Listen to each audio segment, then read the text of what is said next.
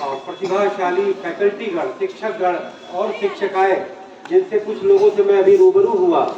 और इसके अलावा और बहुत सारे यहाँ के जो कर्मचारीगण हैं और हरनाटाड़ के सारे प्रबुद्ध वर्ग, आप सबके इस स्कूल के प्रांगण में बैठ करके मैं बड़ा ही दिल्ली से चल करके, ठीक है मैं अपने गांव में रुका हुआ हूँ, लेकिन मुझे यहाँ आकर के पिछले मैंने 1 महीने के प्रवास में मैं आज अपने आप को सबसे आनंदित महसूस कर रहा हूँ। मित्रों, बच्चों, साथियों, आदरणीय प्राचार्य महोदय, अभी आपने पिछले ही हफ्ते वन महोत्सव पर बड़े ही अच्छे कार्यक्रम का आयोजन किया। वीडियो बनता है ना? अच्छा, ठीक। तो इस आधार पर मुझे ये पता चला, मैं बड़ा ही एक तरह से मैंने मिस किया उस कार्यक्रम को, मुझे अचानक बताया गया और उस दिन मेरी व्यस्तता थी, लेकिन उसके कल हो करके मुझे यह फिर आना हुआ। आदरणीय प्राचार्य महोदय से मेरी भेंट हुई बगहा में, और उसी समय हम लोगों ने ये तय किया कि चलिए अगले शनिवार को फिर से हम लोग एक सेमिनार और परिचर्चा का आयोजन कर लें प्यारे प्यारे सारे बच्चों के सामने, और उनमें एक पब्लिक सेंस, एक सार्वजनिक जीवन की जो अनुभूति है कि वो समाज के बारे में बच्चे क्या देखते हैं, सोचते हैं और परखते हैं, देश के बारे में क्या सोचते हैं और परखते हैं, अपने परिवारों में तो समय बीतता ही है, साथ साथ अपने गांव, समुदाय और समाज को लेकर के आपका नजरिया क्या विकसित हुआ है। मुझे लगता है कि आप सब लोग 10 से लेकर के करीब 16 और 17 की उम्र के बीच के पड़ाव में हैं। ये ऐसा वक्त होता है कि जब आपका मानस पटल बिल्कुल कोरा होता है। जो बचपन से आपने किताबों के जरिए, अपने शिक्षकों के जरिए या अपने माँ बाप के जरिए जो आपने सुना होता है, उसके आधार पर आपका एक नैरेटिव बनता है, आपका अपना एक विचार बनता है, एक धारणा बनती है, और उसके आधार पर आप अपने शैक्षिक जीवन में, आप अपने विद्यार्थी जीवन में और आप अपने पारिवारिक जीवन में अपनी भूमिका का निर्वाह करते हैं। मुझे मालूम है कि हरनाटाड़ इस थारू जनजाति का एक तरह से कैपिटल है, और हरनाटाड़ से लेकर के मैनाटाड़ तक इस एक तरह से सीमावर्ती जगह पर ये थारू जनजाति की जो पूरी गाथा है, मैं करीब 35 सालों से जान रहा हूँ। मैंने खुद कई रिपोर्ट तैयार की है थारू को जनजाति का दर्जा दिलाने को लेकर के। मेरी रिपोर्टों का भी जो है बहुत बड़ा योगदान है। मैंने ये रिपोर्ट जब मैंने पत्रकारीय जीवन 1990 में और 91 में शुरू की, तो उस दौरान मैंने लिखे कई पत्रिकाओं में, कई जनसत्ता जैसे बड़े प्रतिष्ठित अखबार में इस चीज पर मेरा रिपोर्ट छपा, और जब रामविलास पासवान कल्याण मंत्री बने तो उस दौरान जनजाति का बिल लाया गया और ये जनजाति के रूप में उभरा। फिर 2009 और 2014 के दौरान जो मैं इंडिपेंडेंट इस लोकसभा क्षेत्र का जो मैंने चुनाव लड़ा, तो रामेश्वर गुप्ता जी के नेतृत्व में मैंने यहाँ के सैकड़ों गाँवों का भ्रमण किया, और तब मैंने वो स्टोरी देखी, वाल्मीकि नगर से लेकर के मैनाटाड़ तक जो अलग अलग सपा है, रामेश्वर गुप्ता जी जिसके विशेषज्ञ हैं, मर्मज्ञ हैं, तो मैंने देखा कि कैसे यह जनजाति अपनी संस्कृति का बचाव करते हुए आधुनिक जीवन से उसका तादात्म्य और तालमेल बिठाते हुए किस तरीके से आगे बढ़ी है, कैसे स्ट्रगल हुआ है, कैसे पढ़ाई का एक क्लाइमेट बना है, एक इकोसिस्टम बना है, कैसे आपकी जनजाति से कैसी विभूतियां पैदा हुई हैं, जिसमें एक विभूति कृष्ण मोहन राय हम लोग के काफी पुराने मित्र हैं, हम लोग एक दूसरे से काफी विचार विनिमय कर चुके हैं। इसके अलावा और भी कई सारे नाम हमें सुनाई देते हैं। बिहार के राजधानी पटना में 1-2 मंत्रियों के यहाँ के कई लोग प्रतिनिधि मिले,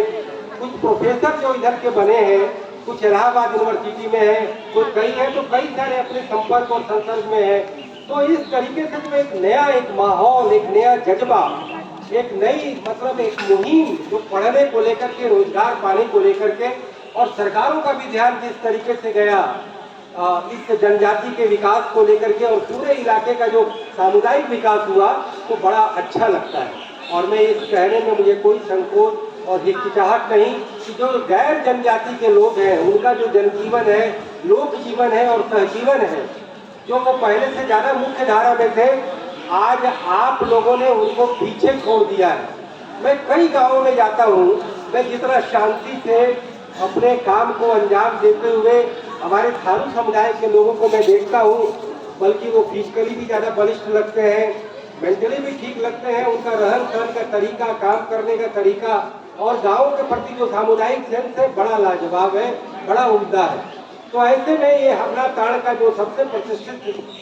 जो उच्चतर माध्यमिक विद्यालय है, जिसके लिए प्रिंसिपल साहब ने बड़ा त्याग, साधना और अनवरत तपस्या की है और आज भी कर रहे हैं, उसका ये नतीजा है कि आपके जैसे नौनिहाल बच्चे आपके हमारे सामने बैठे हैं और उनके सामने मैं उन्हें एड्रेस कर रहा हूँ। तो बच्चों, हम चले काम की बात करें। हम क्योंकि हमारे फैकल्टी साहब ने जो बड़े ही अच्छे उद्घोषक हैं, लगातार क्षमा बांधे रहते हैं। इससे पहले जो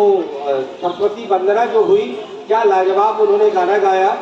तो एक बड़ा अच्छा माहौल बना। तो आप लोगों के साथ मैं 2-3 बातों का जिक्र करूंगा। जैसे कि उद्घोषक महोदय ने कहा कि ये यूनिवर्सिटी लेवल की चीज़ों को लेकर कोऑर्डिनेट करते हैं। आप लोग छठी से लेकर के 12वीं तक के बच्चे हैं, तो आपके ध्यान को रखते हुए मैं ये कहना चाहूँगा कि आपका जो सामाजिक बोध है, जो राष्ट्रीय बोध है और जो पारिवारिक बोध है, उसमें आपको किस भूमिका का निर्वाह करना है और कैसे अपने मानव पटल को विकसित करना है। कैसे आप ज़्यादा मेधावी हो, प्रतिभावान हो और ज़्यादा मतलब कि श्रमवान हो,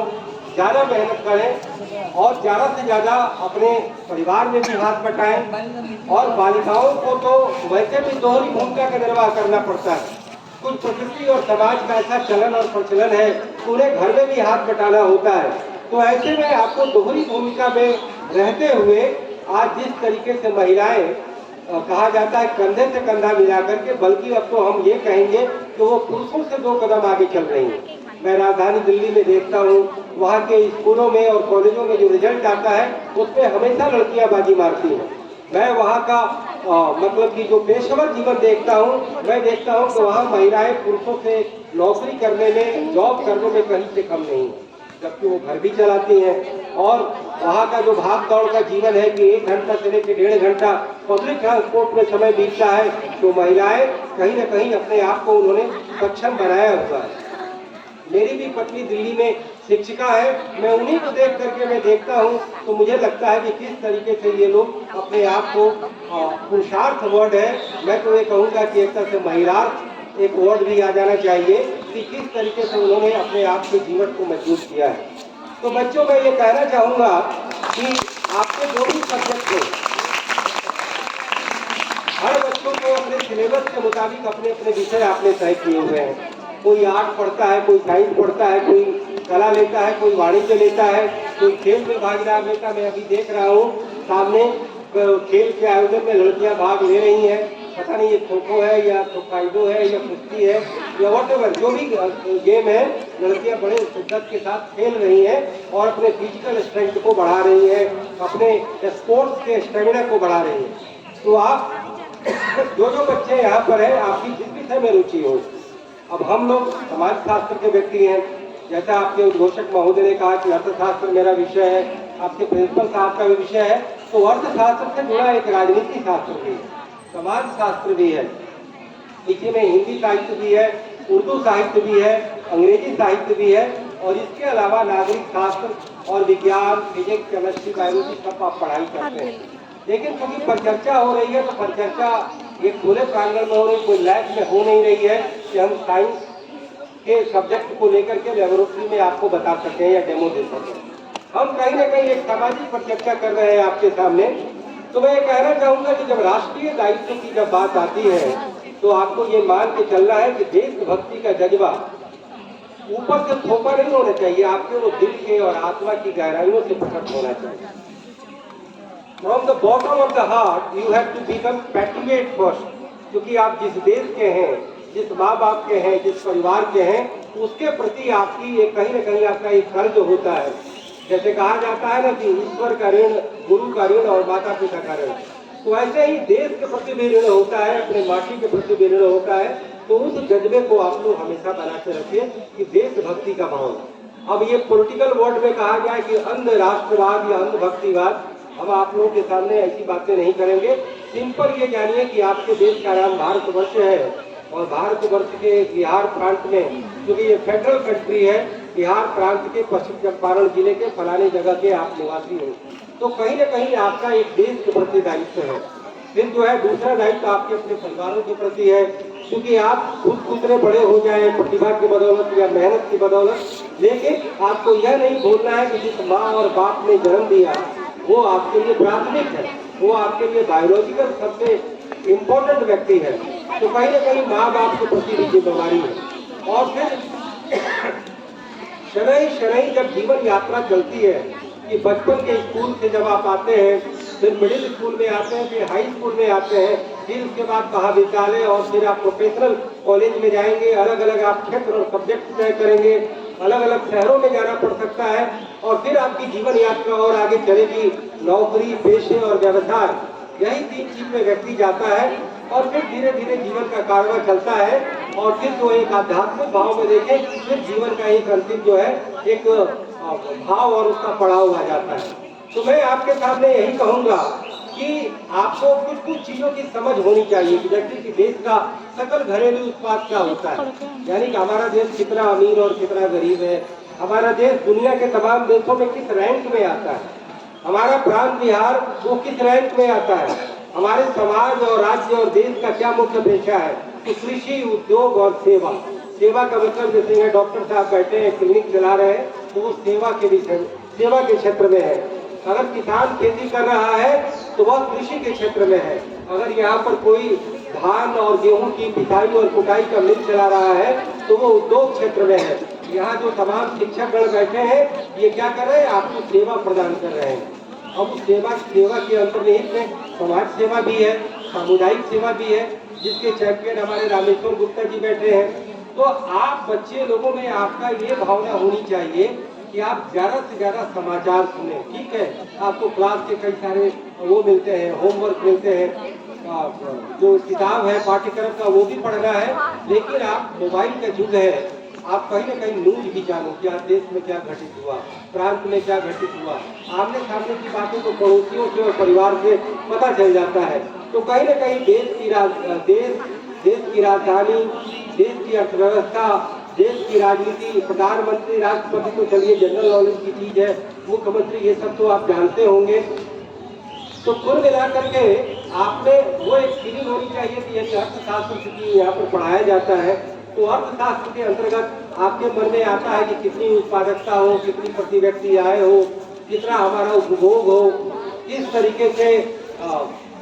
रुपये का चलन होता है, किस तरीके से एक्सचेंज वैल्यू होता है, कितनी लोगों को मजदूरी दी जाती है, कितना लोगों को मुनाफा होता है, इन सब चीज़ों का एक सेंस होता है। राजनीति की बात होगी तो आप जानते होंगे कि अलग अलग राजनीतिक दल है, उनके विधायक और सांसद बनते हैं और आपस में प्रतियोगिता होती है कि कौन जनता और समाज का ज़्यादा से ज़्यादा भला करता है। तो अभी सार्वजनिक जीवन की बात आ रही है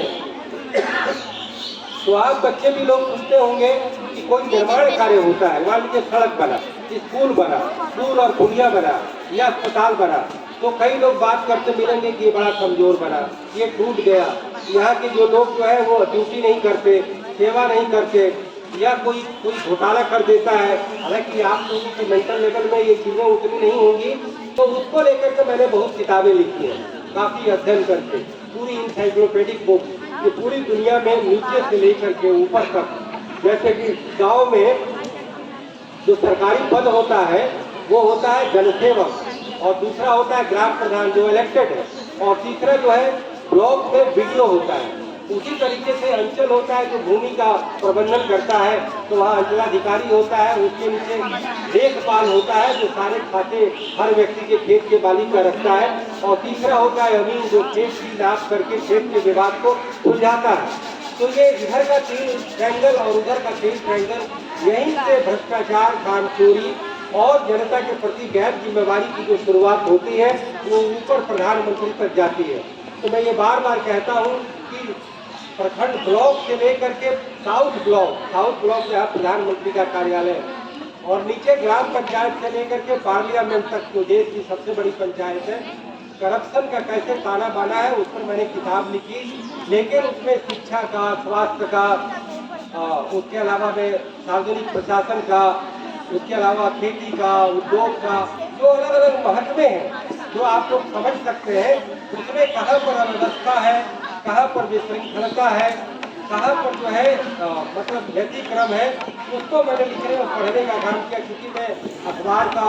एक जर्नलिस्ट रहा हूँ, तो मैंने कई सारे हजारों लेख लिखे, रिपोर्ट लिखे, घूमा फिरा, कई जगह टेलीविजन वार्ताओं में मैं गया, रेडियो वार्ताओं में गया, अभी भी अपना यूट्यूब चैनल सत्य असत्य पर मैं काम करता हूँ। देश के तमाम विश्वविद्यालय और कॉलेजों में अलग अलग पब्लिक डिबेट की चीज़ों पर मैं उससे जो है भाषण देता हूँ, अपने विचार प्रकट करता हूँ और देश और समाज को मजबूत करने का बड़ा ही ठोस और वैज्ञानिक सुझाव देने का प्रयास करता हूँ। आपके जिले में बेतिया, बरौना, मोतिहारी ऐसे ऐसे जगहों पर मैंने कई बार लेक्चर और डिबेट किए हैं। तो प्रिंसिपल साहब ने मुझे ये अवसर दिया कि आप मेरे बच्चों के सामने भी आकर आप अपनी बातें कहें और बच्चों का मन मस्तिष्क का जो है उनके आउटलुक यानी दृष्टिकोण को और एक तरह से परिभाषित करें, विस्तृत करें, तो अच्छा लगेगा। मुझे भी बड़ा अच्छा लगा। तो आज आप लोगों के समक्ष बैठ करके मैं चाहता हूँ कि इसी तरीके से देश की करोड़ों बालिकाएं देश की संबल बने। लेकिन आप लोगों के सामने मैं एक बात छोड़ देना चाहता हूँ कि आप लोग सौभाग्यशाली हो, आप लोग के माँ बाप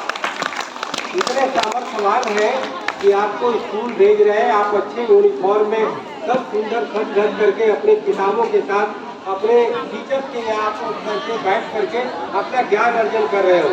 लेकिन ऐसे कितने ऐसे बच्चे हैं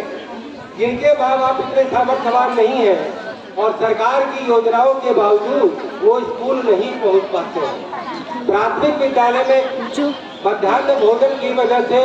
और कुछ वजहों से कुछ ज़्यादा बहुत अच्छी जगह बच्चे चले जाते हैं, लेकिन बाद में मैंने देखा है कि वो बच्चे बाद में चाइल्ड लेबर बन जाते हैं। मैंने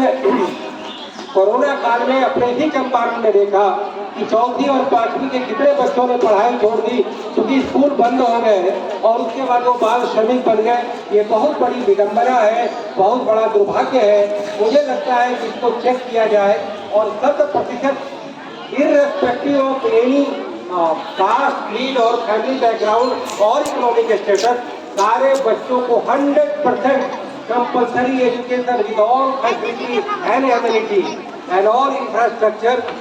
There should be provision for universal elementary education that is already there। वो है, सरकारें उसके लिए काम कर भी रही हैं, लेकिन कई सारी समस्याएं आती हैं। मुझे लगता है कि हरला, साड़ और थारू जनजाति का क्षेत्र एक शिक्षा का रोल मॉडल बन रहा है। कई सारी विभूति इससे तैयार हुई है, बनी है और मुझे लगता है कि आप जो करीब 400-500 की तादाद में जो बच्चियां हैं, इन्हीं में से कई सारे कोई जिलाधिकारी बनेगा, कोई सांसद विधायक बनेगा, कलाकार बनेगा, पत्रकार बनेगा, विचारक बनेगा, लेखक बनेगा, दार्शनिक बनेगा और एक अच्छा नागरिक बनेगा और देश समाज को एक दिशा देने का काम करेगा। मुझे लगता है कि अब इससे ज़्यादा आपकी मेरी बातें आप लोग को बोझिल न लगे, तो मैं अपनी बातों को विराम देता हूँ और अंत में सबको मैं दिल की गहराइयों से कोटि धन्यवाद देता हूँ। प्रिंसिपल साहब को विशेष करके आभार प्रकट करता हूँ। बहुत बहुत धन्यवाद। फिर जब मौका लगेगा तो मैं फिर आऊँगा और आपको